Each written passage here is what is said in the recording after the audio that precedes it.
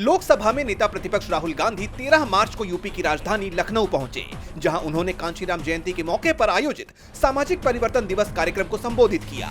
इस दौरान राहुल ने कहा कि कांचीराम जी समाज में बराबरी की बात करते थे। हम कांचीराम जी के संघर्ष, उनके विजन और भारत की राजनीति पर उनके प्रभाव को याद करते हैं और दिल से उनका धन्यवाद करते हैं। इस दौरान राहुल गांधी केंद्र की मोदी सरकार पर हमलावर नजर आए।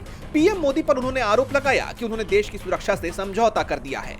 उन्होंने कहा, नरेंद्र मोदी ने देश की एनर्जी सिक्योरिटी से समझौता कर दिया है, क्योंकि अब अमेरिका तय कर रहा है कि हम तेल कहां से लेंगे। मैंने संसद में एपस्टीन का नाम लिया तो स्पीकर ने मुझे बोलने से रोक दिया।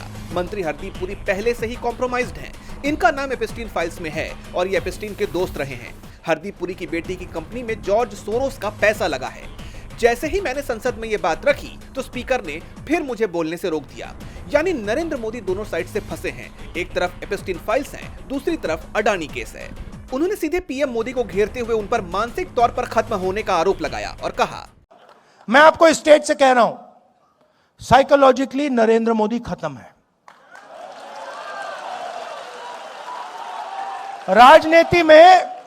राजनीति में हार पहले हो जाती है, हार पहले यहां होती है, मन में यहां पे हार हो जाती है, उसके बाद होना ही होना है।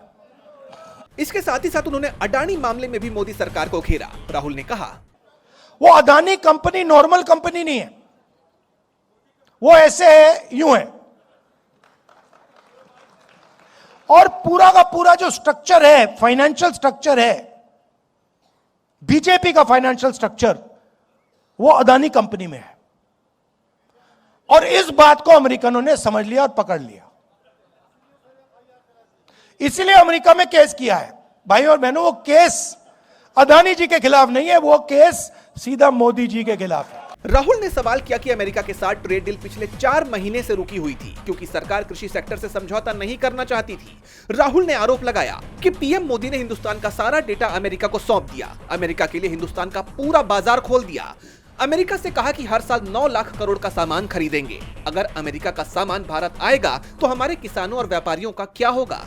राहुल गांधी के इस दौरे के कई मायने निकाले जा रहे हैं। कहा जा रहा है कि जिस तरह वो 2027 के यूपी चुनाव से पहले जनता से मिल रहे हैं, मुलाकात कर रहे हैं, साथ ही बीजेपी पर हमला बोल रहे हैं, उसका फायदा उन्हें चुनाव में मिल सकता है। अब देखना होगा कि राहुल गांधी के इस बयान पर बीजेपी किस तरह पलटवार करती है। डीबी लाइव उत्तर प्रदेश की रिपोर्ट।